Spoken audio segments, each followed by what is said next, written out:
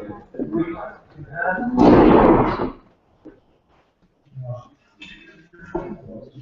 good evening everybody, and thank you for coming tonight. Nice to see so many of you, and hopefully we'll have a productive meeting. There's something a bit changed, a bit different tonight. Some of you will know we've been live streaming these proceedings on previous occasions, and we're doing the same again tonight. But we're also inviting people to submit suggestions for priorities online as well as you people here. So that really embraces more of the community than those that can attend this meeting, which is what we're trying to do, and that's at a larger input than we normally have. But that is in no way intended to replace people actually attending this meeting. So, without more ado then, I'm going to ask Peter Perry for updates on the crime and antisocial behaviour figures for Haverhill. Thank you very much. The figures, I'm going to go through the various categories that we usually go through. The figures in general terms look very, very good indeed. There are a couple of little blips which I'll go through with you, but in general terms, very, very good.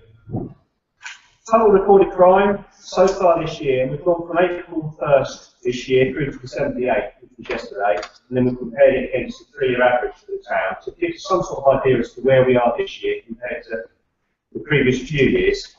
Total recorded crime, 1,124 this year, compared to our 3-year average of 1,344. So that's down significantly. Violence against a person this year, 233 in Haverhill Town, compared to our 3-year average of 251, so we're down on that.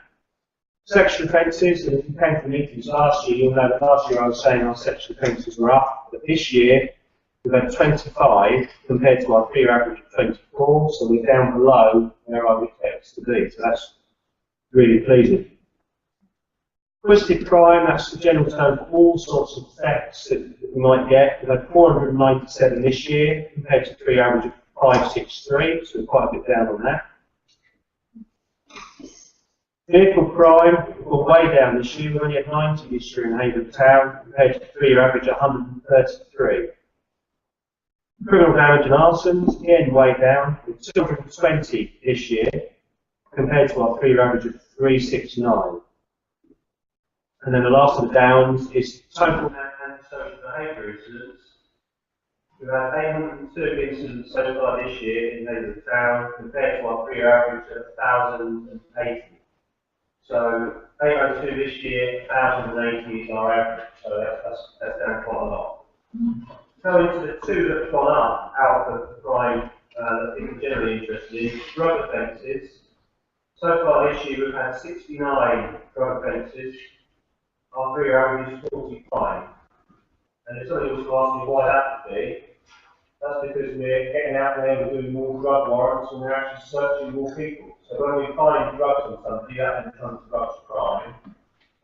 So the more we look, the more we find, the higher the figures become. So although that's raised, which in some ways you could say, I'm not sure that's good or not, I'm actually quite pleased to see the officers are out there getting stuck in. The one that I'm not pleased about, and it's probably the most important one to me, and always is, domestic burglaries. We've had 52 so far this year, since April 1st. Our 3-year average is 38, so that's up 14 so far this year. Nearly all of that relates to a period we had where we were getting houses were regularly getting burgled during the really hot periods when people were leaving their doors and windows open. And we had just a huge space of burglaries during that time. We haven't been able to recover that number down below our averages. Personally, we believe is responsible for that series of burglaries. It's currently locked up, we would like to say.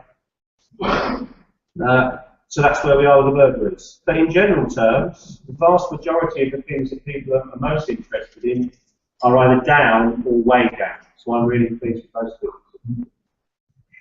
Can I just ask, do you think a greater police presence reduces a lot of that stuff?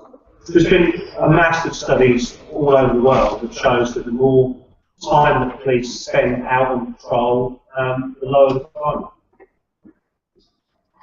You have to have a roving microphone. Could you wait until the microphone gets to you before you start speaking? Thank you. It is a new format of meeting, so we're going to have to suck it and see. We're going to see what works best for the meeting. So,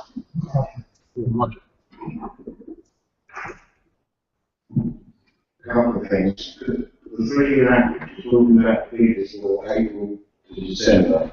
yes, yeah, They are comparable figures. yes. And what areas do these figures cover? These cover Haverhill town. How does that deal with what these areas? It would just be the town area. I cover 2 areas. I cover the town itself, so all of the town, where the town council cover, and then I've got a wider rural area, which I haven't been given these figures. We have a separate meeting for that, which happened last week. That will be Clare, Kennington, and all the other little villages. My concern is that the figures you give us are not actually the same as publishers. I'm find out one, sure, because it's the areas. Yeah. Clearly not students. I think how we might get your figures compatible with the other businesses. I could read you the figures for the whole of Haverhill LPC, which includes Clare, all villages just below Bury. I've asked the meeting before, and I don't think in general terms that people are too worried about what's happening in Clare or any of the other villages. I'm happy to give whatever the meeting thinks is most suitable for them, bearing in mind that we already have a meeting for the rural areas that's separate to this. I've also asked the meeting if you wanted to fold 2 meetings into one, and overwhelmingly people weren't interested in doing that. So the figures I give to this meeting, and please let me know if you think that's better or not, the figures I give to you at this meeting are for the town only. Thank you. Thank you for the statistics. You know that we've still got a massive problem where people feel very unsafe and uncertain because of the street lighting. Do you think that's contributed to the number of burglaries that have taken place? My honest answer to that would be no, but the huge rash of burglaries we had that we believe were committed by one person, the reason that so many burglaries in such a short space of time was not because the lights were out, it's because people were leaving their windows and their doors. Amazingly, their doors either unlocked or wide open. You wouldn't believe it in this day and age, but that's what's happened. This chap was walking around, finding the doors and windows open and walking in the house.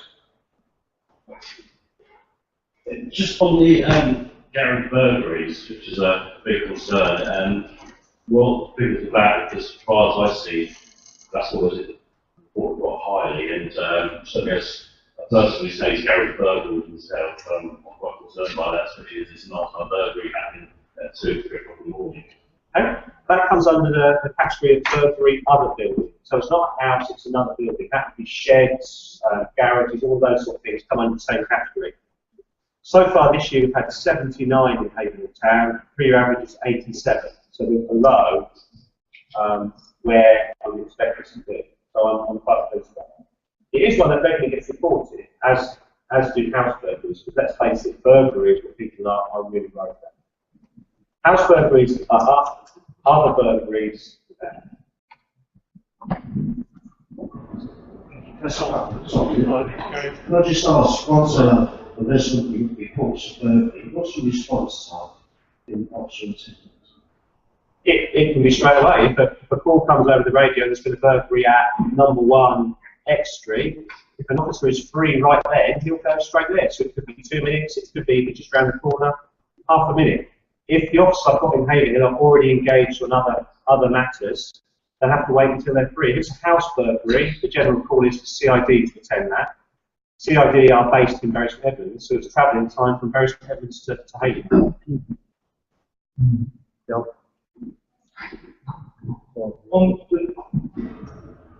On the subject of the burglaries, is it a core amount of people doing the burglaries? You've got the data for who's doing it, so is it a group of targeted individuals that are carrying out all the burglaries daily and selection? It's a little bit tricky because in general terms, we've got an idea as to who they are, and people that have been to the meeting before will say that I can generally predict within 3 or 4 people, if we get a spate of burglaries in Haverhill, I can say it's going to be one of those 3 or 4 people. Nearly always I'm right. The chap that was locked up, that was behind, I believe, with a huge spate of burglaries, he was a chap that would have been one of those 3 or 4 that I picked out. We did, however, have a spate of burglaries in the rural area and in Haverhill Town that were committed by a bloke that we had never heard of before. He was known to police from outside the area, but he was not from Haverhill at all. Generally, Haverhill person is committed by Haverhill people. This chap, to answer your question, this chap, we had no idea who. Suffolk Police had no idea who he was until we caught him. And then he's going to be subject to a whole series of burglaries. Which leads on to the question of what's a clear rate? Clear rate protections for burglary, I can give you that. So I've got a huge sheet in front of me that's got all the facts and figures. Year to date for domestic burglary, Haverhill town is 30.8, which is a lot higher than the rural area. The rural area is 17.6. The town is 30.8. Any section rate around 30%, I'll be happy if it's 35, but any around 30% that high burglaries, I'm reasonably happy. I prefer it to be higher, but 30% I'm okay with. On the burglaries point, why couldn't you have movement sensors on every strip telegraph pole or lighting pole? So as the lights are out, if anybody moves up the street, the lights would come on. That would obviously be a safety aspect, and that would also deter people from taking in, because you'd highlight it as the lights come on. After 12 o'clock, the lights go out, don't they? They do. I don't tend to be an expert on how light They've got a movement sensor on every third or every fifth lamp. So anybody, a car going up the road, the light will come on. Anybody walking up the road, the light will come on. And it's got to be. I don't know about anyone from SCC that might be more appropriate to answer that than. Okay. Harvey here from STC. I'm happy to take it back on street lighting, because that's the, you want an answer to that and get one down from the centre. Okay, brilliant. Thank you. I've got Claire Harvey from SCC that's going to take that back and have a look at that. Yeah, that is a very big offer. And it's good ride as everybody. Okay, thank you very much.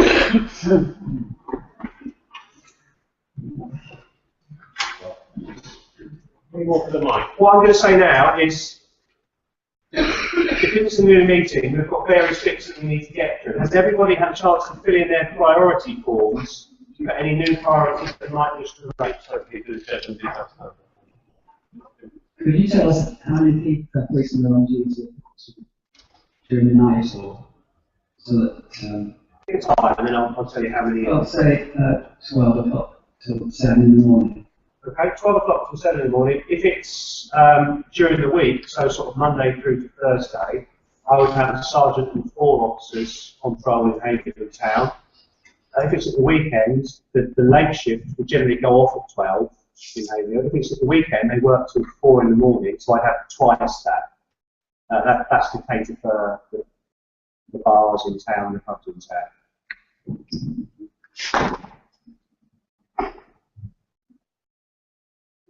That's the problem.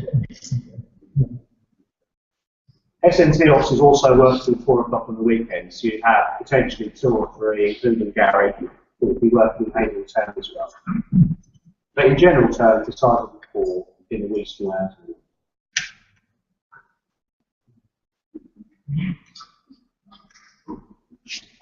With Tim's permission, what we're going to do now is to move on to the 3 priorities that we voted for at the last meeting. Sergeant Gary Miller, who's the new SNT sergeant, is just going to go through what we've done and what the leadership has to do. Okay, good evening everybody. As stated, last meeting was on the 9th of September. The public says there's 3 priorities: antisocial behaviour in the area of Bedford Courts, Play High Drive, Clements Close and Clements Drive. Speeding vehicles in the High Street and parking on the pavement in Haverhill, in particular at the High Street. I can update you that in response to the 3 priorities, we've carried out a number of actions, and these are the outcomes. Number 1 was the antisocial behaviour on the Clements estate. In total, 43 houses were visited, and the residents questioned about the problems that they're having in their area. The police report that the vast majority of people said that there were no issues and they feel happy and safe. There were a few respondents that stated they'd like the street lights to remain on, but I'm sure that's no surprise to yourselves. 13 respondents raised various issues such as litter, dog mess and noise when people are coming and going from the bus and pubs during the early hours. There was also a couple of reports of a theft and a damage that occurred previously, and we've already been reported by the police investigated. During the period, there's been 3 calls to police from residents of those areas stated. One of the calls related to property being found during a litter pit, so not really relevant. One related to criminal damage to windows at a property, and the other related to a domestic incident. So again, that last one was really relevant. The only crime recorded for that area was, as previously mentioned, was the criminal damage to the window.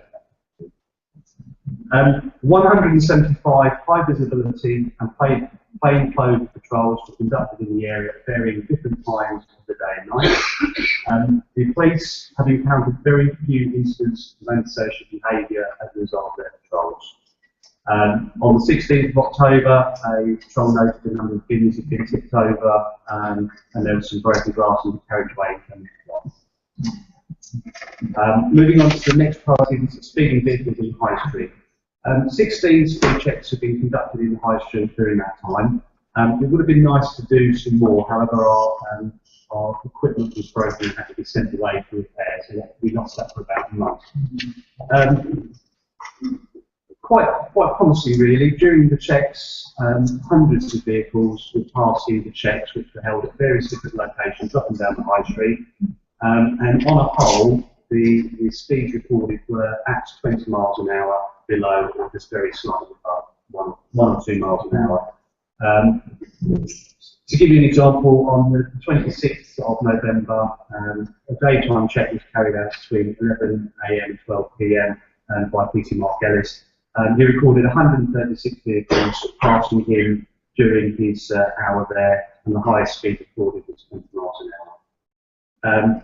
The highest speed recorded throughout our period was 35 miles an hour, which was coming on to the last priority, which was parking on the pavement behaviour with particular interest in the High Street.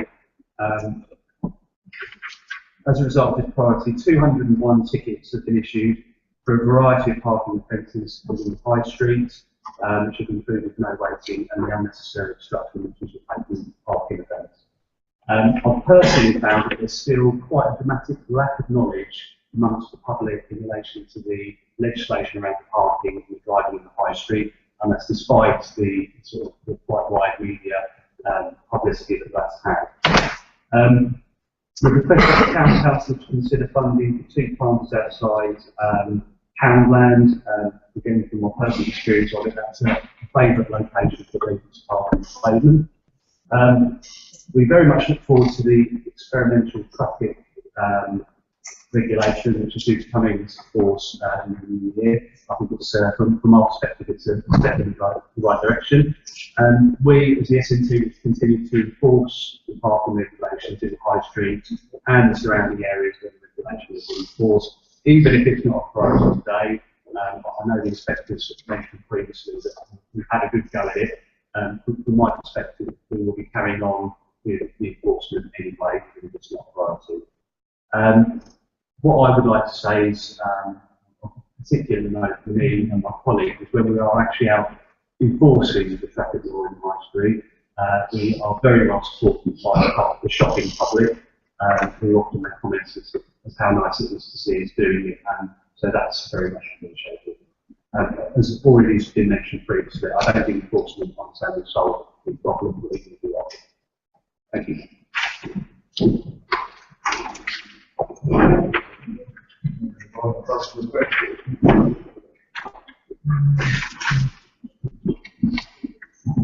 Just a question. You said how many tickets were issued in the last quarter? 201. And you said that they got what happened to them? Did they get fined, or how much is it? Or It's a bit close, you know, it's not endorsement, so it has nothing to do with the driving licence, and it's how possible. right? I read in the paper this week, on the front page, the paper with news, they do an initiative up at the Burton end. They're going to start patrolling outside the schools with the PCSO and issuing tickets, taking photographic evidence. Is that something like you've been doing around the town? Because until it's in the bud, you see it continue. Yeah, I don't think we need to go, we're already doing that in the town anyway, and as I sort of said, we as the SNT will continue to tackle enforcement in the high street. Again, we don't think that enforcement is going to solve it solely, as stated, we will be on it. I think they're being very lenient with the trades, because I've got photograph evidence of some of the traders parking on the pavement, and they're not getting tickets. I came in the police station and spoke to a young officer, and he said, well, bring up the meeting. So why are you not ticketing traders for parking on the pavement? It hasn't been raised previously, so we'll regardless whether it is or not, it should be still a priority. There's a trader parking on the pavement, whether it's a trader or a member of the public. You've got, it's not one rule, one or the other. I'll speak to you after the meeting, show you it is. I think you need to take appropriate action against this person. Is that a yes or no? I think we'll have a chat after the meeting, so if you can't have a chat with the other two.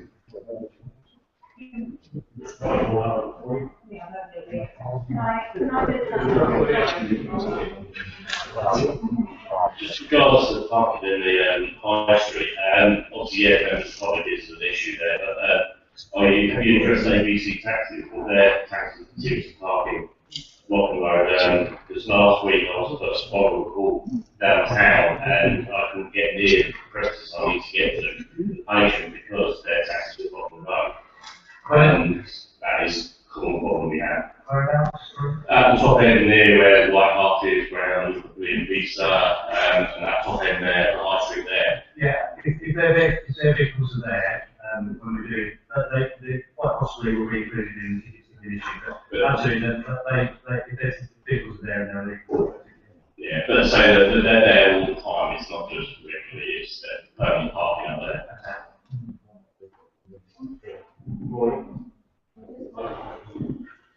Just to support my colleague sitting behind me, I've also got a photo of a trader parking on the pavement, and he had the chief to put in one of the papers in his advert, so perhaps I'll share that with you as well. Can I just ask Aaron, has there been any comments come online as to anything that you might have asked so far? No, nothing yet. No, not yet, okay. Because of the new system we're trying to use, all the forms that you've filled in so far, and all the ones that come online, Tim and I have got them at the front here, we're just trying to collate them into, we thought we might have 9 separate ones. It looks like we might have slightly fewer than that. And what I'm going to try to do now is to stick them up onto the board there, so that we have a vote, and also that Aaron will stick them onto the internet, people out there to actually vote on as well. So usually it's a fairly free-flowing thing. But until you've set priorities up there, you're not going to know what they are, so we can actually talk about them. So there might be a 5-minute stop for you to have a cup of tea. The town council is very kind of divided cups of tea in front there. If you want to grab a cup of tea, while I stick them on the board and also get them stuck on the tea. Just a matter of interest, you might like to know that we've had 9 suggestions for parties come in via the website. And a whole stack from a few presents here tonight. So we're going to put them all together and sort them out now.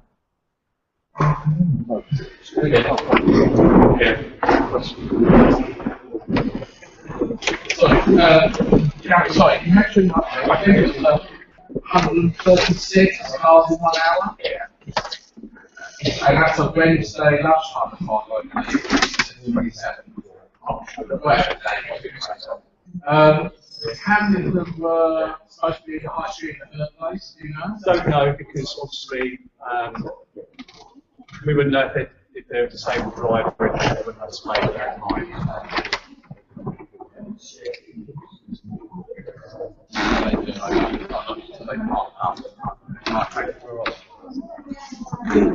You're on right. Okay.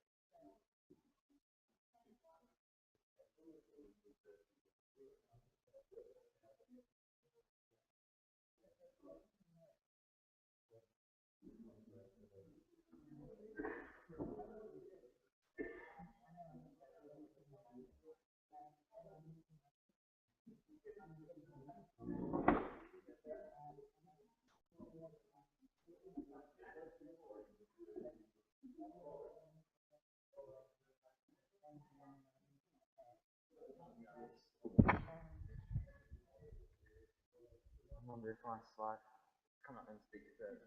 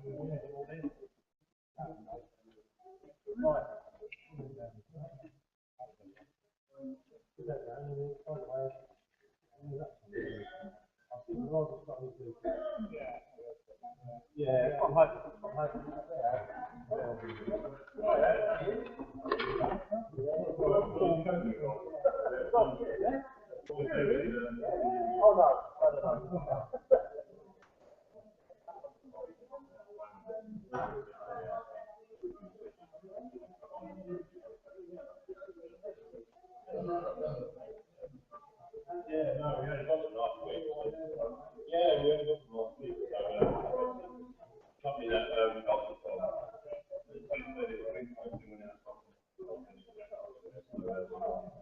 Yeah,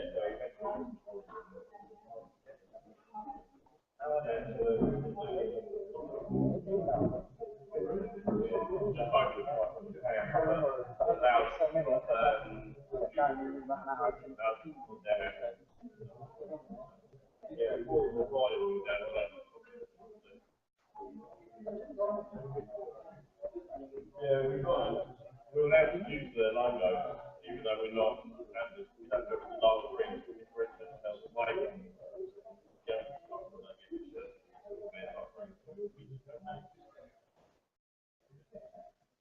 So, we go name into some older payments that's sponsored for this.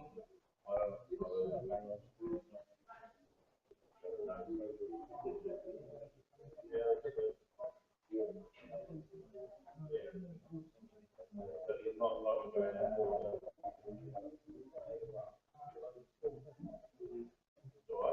Thank you very much.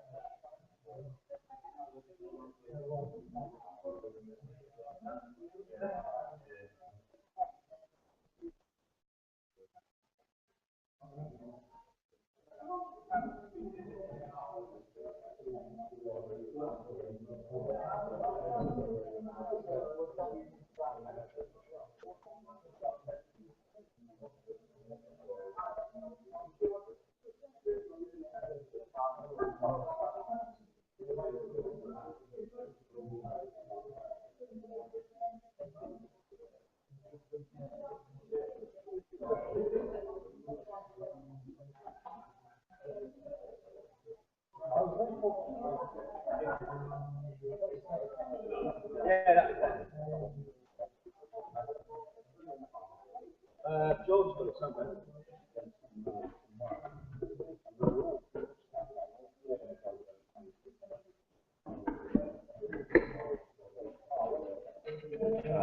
Move it over a little bit.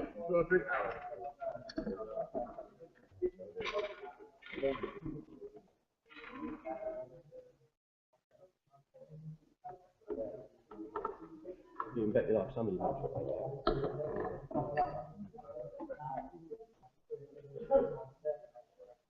Right, Gary, do you want to go through these before me? No, you go through these. Okay. Here we go. You're supposed to dedicate to him. He's been on holiday. Yeah, He's fresh. Yeah, I'm fresh meat. Here we go. Right, Darren's got them on there. Okay. Well, I'll just move this very slightly, Aaron. Just, it's not going to mess anything up. All right, us. Ideal then.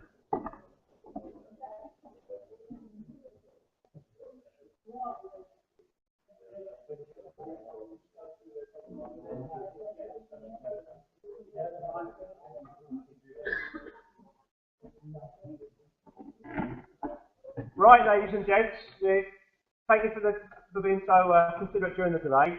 We think we're there now. What I'm going to do, we've got 9 separate priorities written on the front here. Although you can't actually see them because they're so small, I'm going to go through them one by one, and then you can open up the floor after each of the priorities for everybody in here to talk about how achievable they think they might be, and the best way of going forward with that particular one, should we wish to adopt it. It's only once we've gone through all 9 that we'll be taking votes online, and also Ros there has got a very high-tech idea. She's going to give you 3 gold stars, so you get 3 votes basically. It gets around the whole hand up in the air business that didn't work very well last time. So you then have got 3 separate priorities that you can vote on. It's going to be a question of sticking a star on which priorities you like the best. And then quite simply, we're going to add up the votes we get online, add up the stars for each of the priorities, and then the top 3 are the three that we're going to move forward on. Does that make sense to everybody? Okay. There might be a better way of doing this, and if anybody in the room has got a better idea that will make it a bit smoother and slicker for next time, then please let one of us know, and we'll try and carry that forward next time. But this is what we've got this time. Number 1, speeding vehicles in Duddery Road, main routes into town, the bypass, and also Chivers Road and Bergamot Road. So there is several different locations there, because what Tim and I did, we went through all of the different ones that came from people that mentioned speeding, and we combined them into one. So that's speeding vehicles in Duddery Road, main routes into town, the bypass, and Chivers Road and Bergamot Road. So what do people make of that? Do you think that's going to be achievable for the SNT? But actually, when you say Duddery Road, do you not mean Duddery Hill? It was put as Duddery Road. I've just written exactly what was put on the priorities. Duddery Hill. Sorry? Yes, I think that probably is an error, because Duddery Road is very narrow and cars are parked both sides. Duddery Hill is a nightmare. Okay. Can you change that to Duddery Hill? I do like Duddery Hill. After they voted.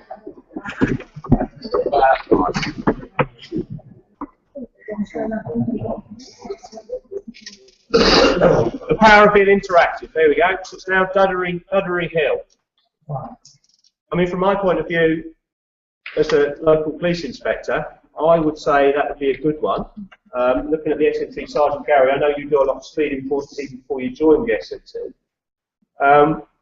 How practical do you think that's going to be for your SNT staff? Bypass would struggle because that is a fast road, and we wouldn't have the equipment to deal with it, but the other locations are.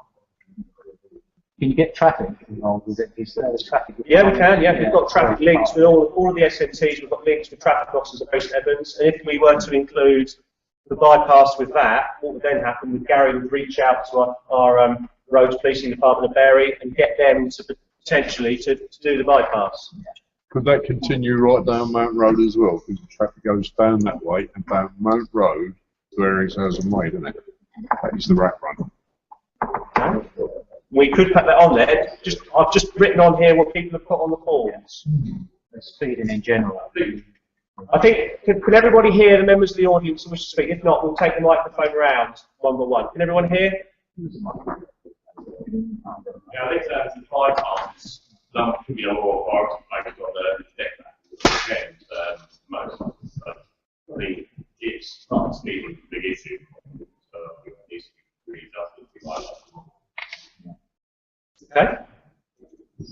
What's happening at the Hampshire farm area of the cafe? The lady that lives there tells me that as they come out of their driveway, if there's a huge lorry going past, people can't see the sign saying concealed turning, and they're overtaking the lorry and can be smacked into people coming the other way, which is what happened several times. And I think it's really important to have a bigger and better sign put each side of the road.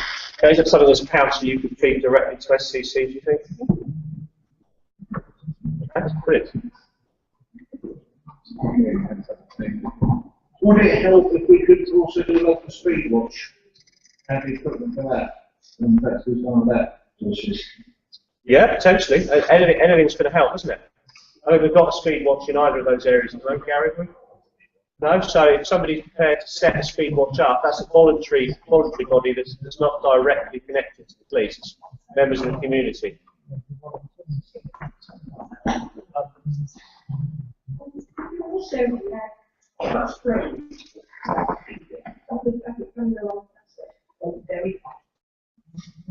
That might be sorted, or it might not. It might make it worse by the experimental traffic law that's going to come into Camps Road. Sometimes, when I'm at the library, crossing the street to go to the library, you can't get the bouncing across. Okay. Gary, is that a suitable location, Camps Road? I'm wary of putting too many locations on here. The fewer locations we have, the more sort of specific we can be to those, and the more effective we can be. But if the meeting's happy to stick Camps Road on there as well, I'm happy to do that.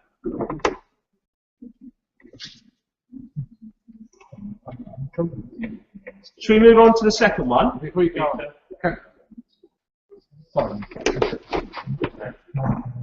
my major concern is that your equipment is out of action for months. If we're going to have a priority 3 months, it does fall in a heap again, we're going to lose a month of priority. Perhaps there should be some sort of backup equipment.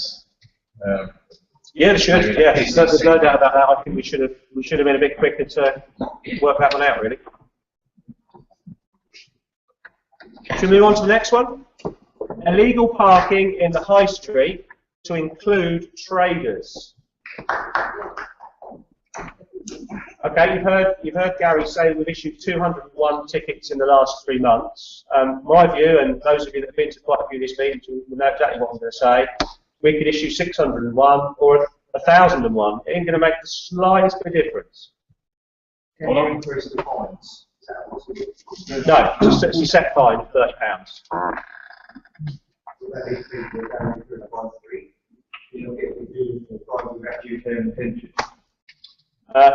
We can do, as you would call it, the drivers that are driving through there. It's a specific offence, which Gary can explain to you. We're hoping the experimental traffic order in Camps Road is going to reduce significantly the flow of traffic that comes down from that part of Haverhill and then into the high street. It would make perfect sense to me that a lot of people that would ordinarily have driven down that road will then go around the other way and will actually go past some of the car parks. So that would suggest to me, and I'm hopeful in this, that they will start to use the car parks rather than the high street. I also think it will potentially change the traffic flow and change the use of the high street as a cut-through, which an awful lot of people in town tend to use it as at the moment, despite the fact between 10 and 4 it's illegal to do so. Suffolk County Council have got a lot of answer for, to be honest with you. They're partly to blame for we're in the town. Maybe it's some better signage before you get into town, notify them. But do they come to these meetings to actually listen? Yeah, they're here. Yeah, Mr. Moore, he's got his own agenda, he doesn't listen to us and member of the public. You know, he should come to these meetings and take on people's issues. I'm very grateful to Claire for coming from SEC. She has already taken quite a few issues from people here this evening. I'm told that the signage will be very much better coming from that part of Haverhill to let people know that you can't actually drive into Camps Road when the experimental traffic order starts. Will, from the Town Council, have you got anything to say about that particular issue? About the experimental order? Yeah. Yeah, I mean, the Town Council is supportive of the amendment, largely to try and help address problems that we've raised at this meeting. Now, probably over the last 2 years, traffic and parking in the high street has been set as one of the 3 priorities at every meeting over the last 2 years, on not long. And whilst we recognise there may be some disadvantages from the measure, we are keen to see whether the advantages outweigh those disadvantages. For those who are concerned that Mill Road, Elliott Park Avenue will be used as a cut-through, I think Chris's point is absolutely right. The signage needs to be right at the right point to divert people in the right direction. And as a resident of Camps Road who use that road very often, if I head down Bergamot into Camps Road, come to the roundabout, the junction of Bergamot Lane and Bergamot Road, if I was trying to get to somewhere coming down there, it's most likely to be the Haverhill Road end of my turn right at that roundabout. So I think it's very important we direct people that way. I know there are some concerns about the effects on Crowland Road. We need to keep an eye on that.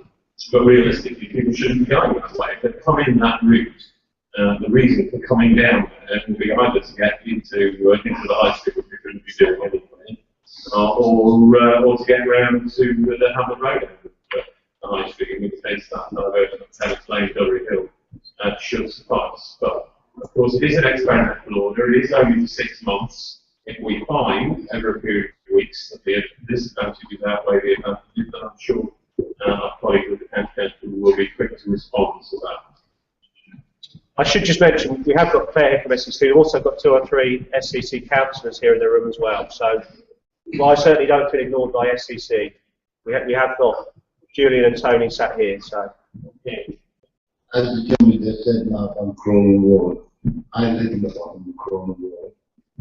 According to the council and sub-council, for the past 28 years, we are now going to have a one-way system according to that. But lately I've been told that they cancelled it. Now we have more traffic down Crowland Road than anything. And the reason why I'm not because of the signs. Look at the signs. Because the signs are very cement going down there. So no wonder we're getting all this traffic down there. We've got double deckers coming down there, but single deckers coming down there.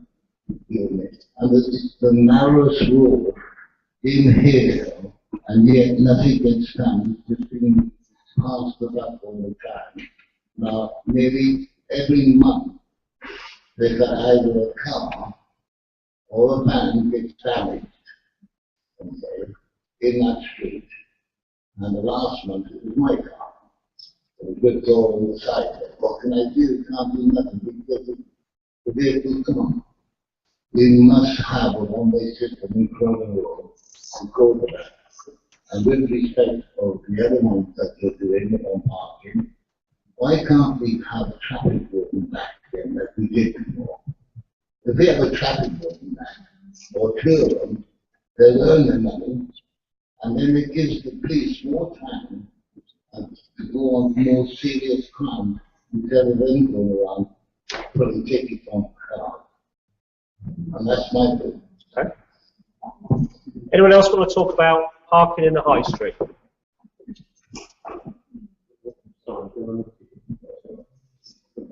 I think we need to be careful with compromising the transport system, and actually the parking in the high street should be avoided as a priority now to ensure that we get a fair comfortable for the trial. The trial could be compromised by attending to parking centre.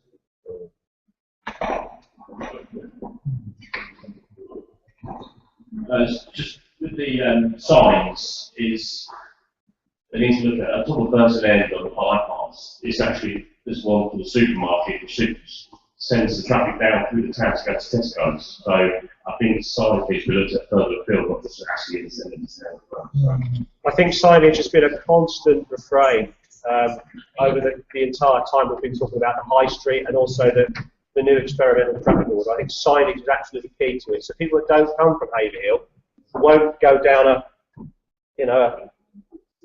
dead end. They've got nowhere to go then, haven't they? You're totally right. Has committed to reviewing signage at the top of the roundabout, to make sure that we're not taking people down further than it's come through unnecessarily. Should we move on? We've got 9 to get through. We've only got up to number 2 so far. On the other side of what we used to call the basket, the union basket, the signs are completely wrong there, right? So lorries come through the town, the lorries come through the town, instead of going to the factory state. There's no sign showing them where the factory state is and which way to go to the... Okay, so we're talking about signage again, aren't we? Okay. So move on to number 3, street lights to be turned back on throughout Haverhill after midnight.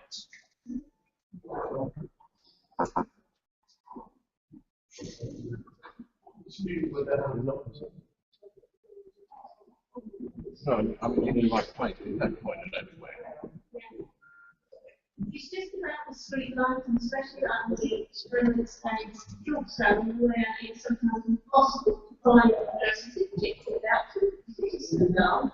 So even if they put one on each corner, then they more go on, but press one corner to give you a bit of guidance. Just for the mission that you're speaking of the first response. Yes.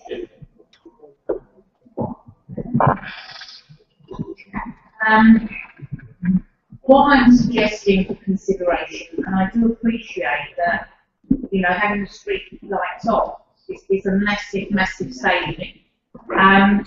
My view very much is, and I think this would satisfy most people that appear to live in the dark when the lights are out, if we had 1 in 3 lights on, where it was necessary, where there's underpass, where there's steps, where you've got density on an estate where there's no lights at all except on the road surrounding the estate.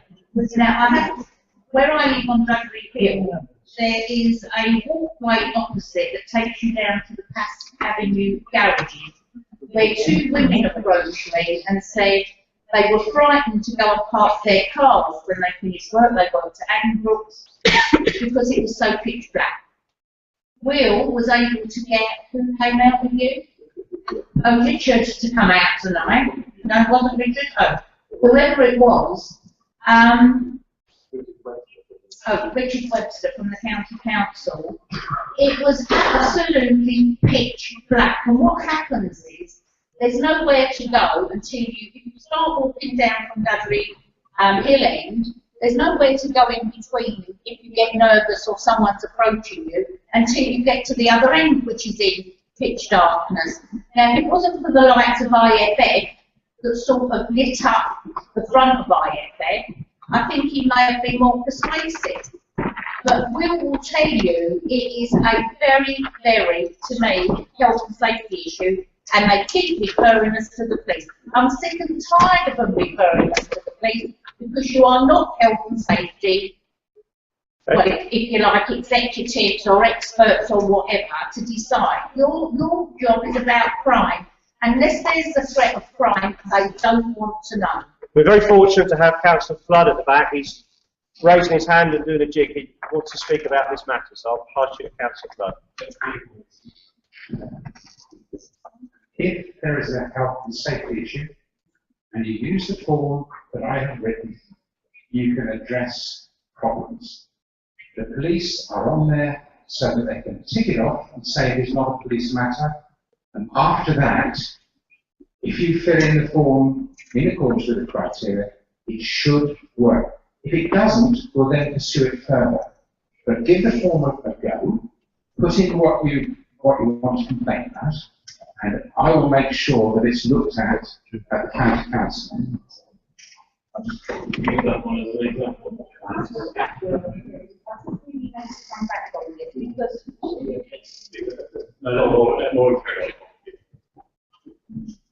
think the form that Councillor Flood has put together is an excellent document. Not querying about his intent, but how are we going to get the police involved every time we want a street light put on, that you've got to tick a box? To me, we need a better process. We need an immediate response that if there's a health and safety issue, the light goes on without having to rely on you ticking a box to say something else. I think the form's excellent, the information on it is excellent, but how it's going to, if you like, operate for the ordinary person on the street, not the councillors, for the ordinary person on the street, I have doubts. I'm talking on behalf of the first respondent here, but I raised this issue to a councillor about street lighting, and I was told that emergency services have the ability to turn a light out in a certain area on the 999 code. Have we spoken to the ambulance service? Don't know anything about this. I just wondered if we know anything about it. It's not as instant as that. The procedure is not as simple. We can, if there's a particular crime issue or a particular major incident that's happened on a street in the Clements, for example, we can then contact SCC and say that for a particular amount of time we would request a a particular set of lights on. And they would then look at that request, because it's their purview, not ours. They would look at that request and say either yes or no. I haven't known them to say no to us, to be frank. If we ask, they're generally very, very good at turning the lights on. I have been contacted in the past by individual residents and by councillors to ask for a particular set of lights to be left on. I've looked at the crime in that particular area, and in the vast majority of cases, there is no reason whatsoever for the police to request that a particular set of lights are left on. It's generally fear of crime that's far more prevalent than actual crime in Haverhill. That's why Councillor Flood has done the form that he's completed. It will come to me, it will take me a few minutes research, or it'll go to Gary, it takes a few minutes research to work out the crime in that area. We can then say the lighting issue in that particular area is of no concern to the police, and the form then goes to the next stage. That's long term though, isn't it? It's not an instant thing. The problem we have as first responders, we're going out by ourselves in our own private vehicles, carrying medical equipment to go to a call, and we're often in the dark area. Probably ourselves, that's where we've had a number of our vehicles being vandalised through the night when we were actually on calls. But when I raised this issue, it said it was something that could happen instantly, and say no one seems to, apart from this one council told us this, no one else seems to have heard about it, and it is a concern as well. As I say, we are a charity, we have to buy our own kits, and it gets stolen when we're actually in calls. I'll look at Les, who's out in the cold and the wet and the dark a lot more than me, and I've certainly never heard of that. I've never heard of any facility that we can instantly get a particular street light put on. Never heard of it. So, Les, you heard of that? I think the only look at that was contact the patrol and just see if there's something they could have before. No. Never. As an ex-control room inspector, I can tell you I have no facility at all in the control room to be able to turn street lights on around the county. It's not what we do. Probably help with it. I've seen it happen. At Avenue, when I was up with the county council officer, he arranged to have the lights switched on at a certain time, and then while we were there, had it switched off and then on again. I think you've hit the nail on the head there, Bill. You will hit the council officer. Right, yeah, so the county council do, it's not the police, yeah, they don't have the hands on switch, the county council do. So I think it can happen, and perhaps if it raises a priority, I and county council officers will look at whether get that done. Well, actually, as you were saying, like, you can get lights changed over. I got the lights changed over in Cronin Road or the old age pensions, which most of them are over 2 bedrooms. And I got the number of the lights on the post, and the council and the police combined in any way is good enough to spot the lights on, and they've got all the lights in on now. All the people got to do is ask. Something like that doesn't work. I think what the gentleman was saying, what the first respondent gentleman was saying was that if he wanted the light switched on here and now, and he's visiting an address, that's different from putting in a request and having it granted a week later.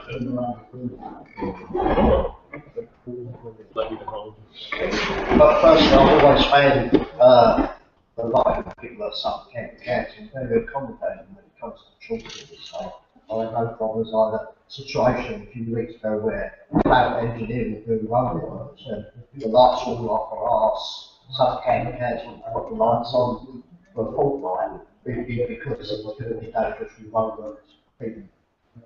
Backs running into their barriers and everything else. So they have the security wise, but touching on the first responder aspect and what Rory just said, perhaps the procedure needs to be put in place with the first responders where they have an emergency contact number with somebody who can perhaps we need to start off 3 or 4 hours of the duration and be switched off. Or switched off. I think that might be something council to look at. I think I'm in agreement here. I think that the emergency services, if there's pitch black and they need light, they should be able to access that light. They should be able to have the lights turned on. It should be very fast. They should have a system where they can control that if necessary. We've got some more specific priorities here to raise for discussion. I'll go through them now. Number 4, parking at the back of Knight's Court by non-residents. Who wants to talk about that one? Sorry, can you repeat that? Parking at the back of Knight's Court by non-residents. Yeah, when Castle Hill School was there, I liaisoned with the headmistress there, and PC Rose was there at the time, and we actually managed to get all that stopped. So for a time, the police were there showing the flag as well, and all the residents there are happy, to park their cars there. But now this is going, it's starting again, where instead of parking along School Lane, they will come up along the causeway, get into the road at the back of Knight's Court, and park there, and even block those people who have garages and going on such like. So I think what we need to do here is to have maybe police there about in the morning between 8:45 and 9, and then about 3 o'clock in the afternoon to stop this happening for a start. We used to have a rising bollard there. I spoke to Tim Martin about this just now, and that was actually knocked down by a taxi. I took this up again with the council, and that's what we've done so far, in spite of repeatedly going to the council and saying, then we go again. And I believe the taxi driver, not the rising bollard, did pay the council. So this is something which we'll also discuss with Anagara, and also try and get this reinstated again. And that would solve the problem. But in the interim, if some of the police could do that, right, we can vote on that one in just a few minutes. Okay. Does anyone else want to talk about that particular priority? We'll move on to number 5, parking in Camps Road, Clements Lane and Orchard Close. Who wants to talk about this one? Oh, sorry. Yeah, if I can just advise you what goes on in Clements Lane and Orchard Close. The drivers of the bus company that's just behind the BP garage used to park on Duddery Hill 24/7. There's now a restriction on parking time on Duddery Hill, so they now park on Clements Lane around Orchard Close. However, hopefully, because planning application has just been passed for residential building where the bus garage is at the moment, so that may solve it sometime in the future. But they are primarily bus drivers that work for Sanderson's and Stevenson's. But I believe they're going to be relocated up on the industrial estate somewhere. But it is a massive problem.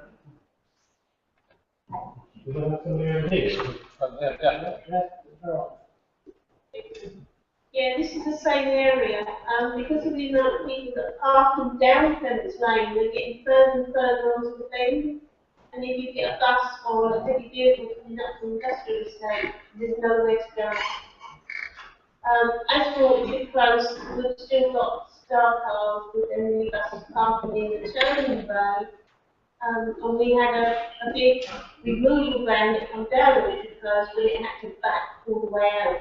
I think you found out that there's people now parking each side of Orchard Close, and you wouldn't even get an ambulance through there or behind. There's no room to go.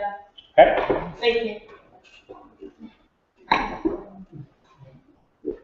Anyone else? Okay, we'll move on to number 6. Two-way access from Merton's Lane onto Lordship Lane. Will? Two-way access, I've just written this down exactly as it was on the sheet of paper. Two-way access from Merton's Lane onto Lordship Lane. Possibly, yeah, that's on the sheet. That's where the police station is. Yeah. This one came from the district. Yeah.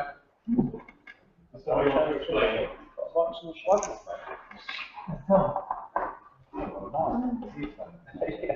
Lord's Cross first.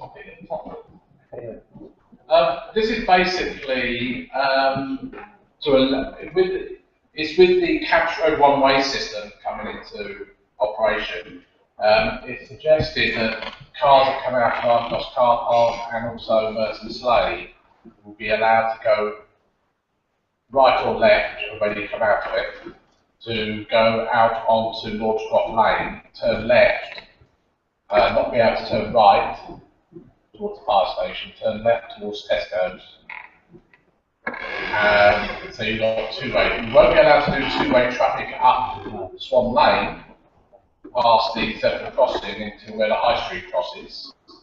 But it's something that's been suggested many a time because the Argos lorries come out of there, struggle to get up Camp Road at the best of times, and perhaps to reduce the amount of traffic going down the High Street as well, or people who live north of Haverhill having to go all the way south of Haverhill up Clements Lane or Croydon Road, as we mentioned earlier on, to get back to north. It decided, suggested that perhaps we allow two-way traffic once again. It's one lane we're talking about. Yeah. One bit missing from that description. Well, you're talking about two-way traffic on Swan Lane from Merton's Lane up to Lordcroft Lane. Yeah, it actually goes to Python. The Lordcroft Lane is on the right hand side. Yeah. And the Python is on the left.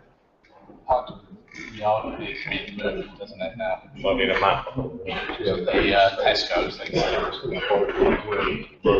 little bit on that subject, I did suggest some workshop some 2 years ago that perhaps when you go past the police station, if that bridge access could be opened up and it's one-way traffic, come down Swan Lane as it is now, and people going into Argos, and then come out and follow the road round and access the Tesco round that.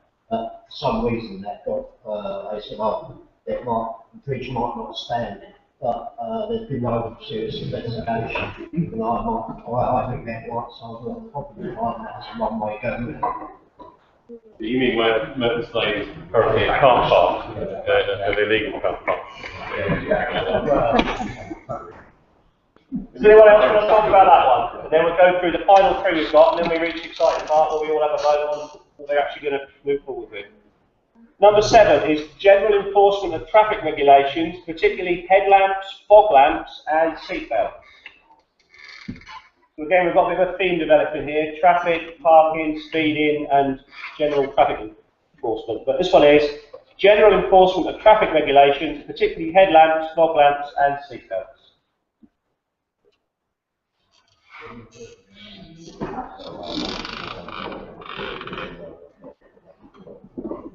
Yeah, I don't know whether that's come from the room or whether someone's done it on the website, but you've never raised any figures with us, have you, on these types of prosecutions, whether someone's not had a seatbelt on or whether they've had the wrong lights on? No. Okay, right, so it's not part of your crime figures, that's what I'm trying to say. No, it's not. No. Okay, thank you. We decided whether it's doable or not. Well, Gary, you're obviously the SNT sergeant, and I know you've got a bent towards this field of work, but what do you think of that as a priority? You might shout. Yeah, we can do. Ultimately, we could prosecute someone in Haverhill for a seatbelt offence that has driven from somewhere else. So I don't think it's necessarily things specific enough to Haverhill. But the number of vehicles that are travelling around with one light out is absolutely monumental. I can drive from here to, let's say, Dutchford, and I'll see at least half a dozen vehicles on that journey with one light out. Sometimes it's the outside light, and it's very dangerous. And I think if we can't do it, then traffic police should be alerted to this and do something about it. Just coincidentally, Chris is asking to ask if he's got horses going, but he's asked how easy it is to get the traffic police to for a patrol in Haverhill. I guess that's horizontal. They work on a very, very set route. They work on the A14, A11, A12, the bigger roads. But we can request them to come down. If we have a specific issue in Haverhill, they will come down. They can be tasked to come down here. But we wouldn't get them down here every day. I wouldn't even tell that to you. But we could get them down at specific times on specific days. They would come down and help. What about getting tougher with people on driving on mobile phones? I was out on delivery last week on the bit leading from the High Street to Mount Road, and at least half a dozen people passed me, on mobile phones. If I can be honest with the people in the room, some of these things that we're raising tonight are very, very wide. I was hoping today to have some really specific, achievable things that are going to make a real difference to Haverhill. We could look at things like this. We could look at fog lamps and mobile phones. And Gary could come back here in 3 months' time and say, we've issued 20 tickets for that, 10 tickets for this. It isn't going to stop the issue. I mean, it's up to the people in this room to vote on what you want us to do, and we will do it. But it's not specific or achievable. It isn't going to make that much difference. I'm really looking for things that Gary's team can work on. We can come back here in 3 months and say, we've done this, we've cracked it, let's move on. Just speaking as a resident, Peter, I'd say that whilst using your mobile phone whilst driving is a dangerous activity. Be the first to say that should be stopped on.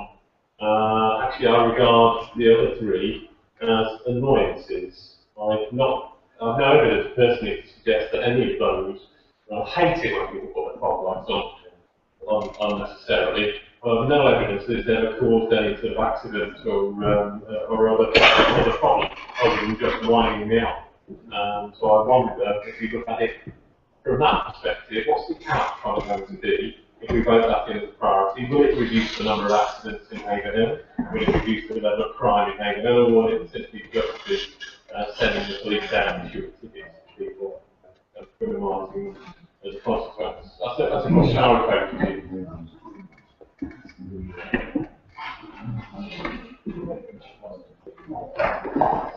It just occurred to me on something which is achievable for the place, given the fact that time of the year people are out shopping and perhaps carrying a vast amount of money, perhaps a bit more of police presence can be seen in town to perhaps stop bag snatchers and purse snatchers and people a little bit. You've got your brand new town centre beat officer who I think is met Barry the other day. Yeah, I think, not just one, perhaps. No, not just one. You've got Les, town centre beat as well.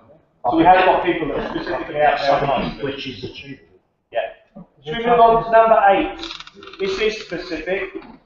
Parking on double yellow lines outside Sam Ward Academy at the start and finish times.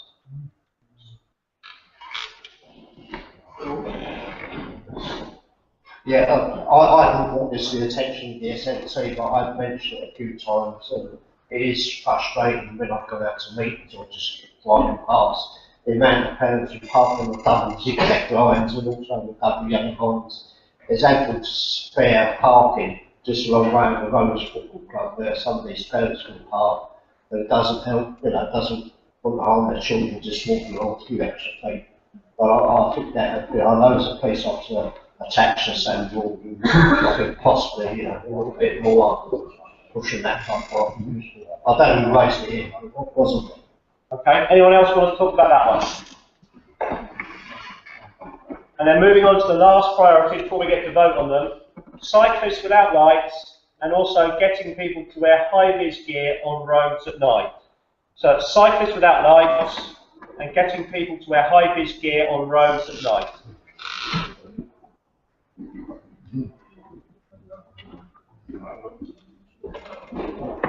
I think the thing that is worse about the youngsters who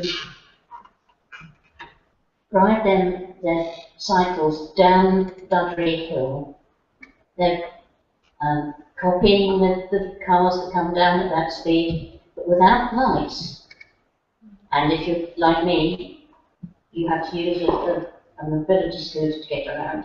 The last thing you want is to suddenly find one of these idiots coming straight at you. No lights. I carry lights on my scooter. I carry a bell on my scooter. But there's nothing on these bicycles. And it would be nice to have one of them at least caught and made it,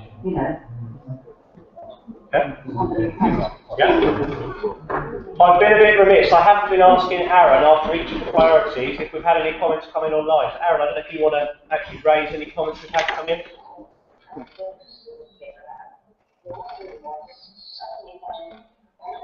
You'll have to bear with us while we get this little bit to work.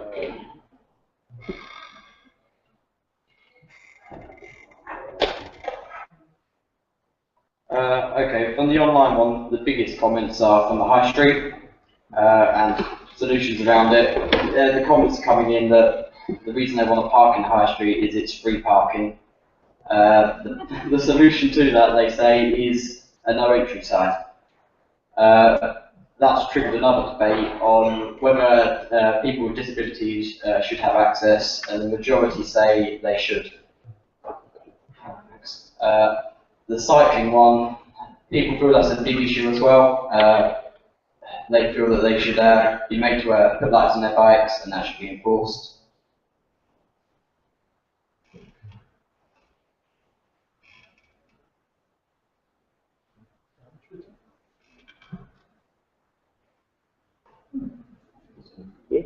Roughly how many people have we got actually watching or taking part online? Just to give us some sort of idea in the room as to how many extras we've got.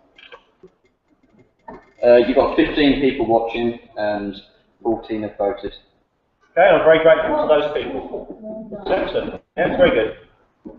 So now, if everybody in the room feels they've had an opportunity, and online as well, to have their say about anything they wish to talk about, we're going to move through to the voting stage now with the Teams Commission. Have you all got 3 stars? And what I would say to you all is, you don't stick 3 stars on one priority, you've got 3 stars for 3 separate priorities.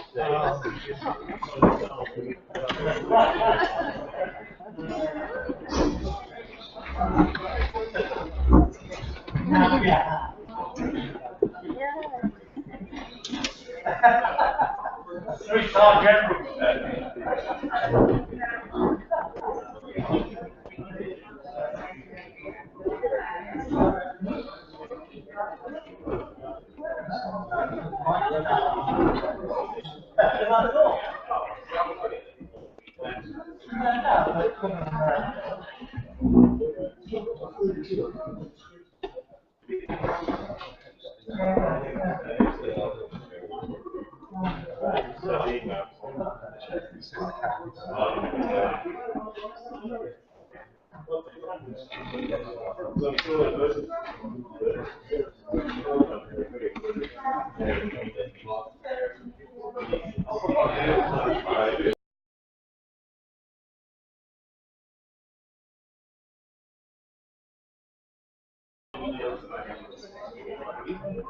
Number 9,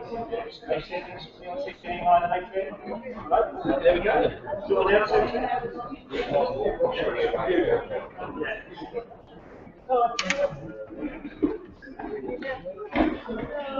Okay, ladies and gents, we've got our vote, both in the hall and online. The SNT chair is going to announce what they actually are. Right, the highest priority is speeding vehicles. The second highest, the second one is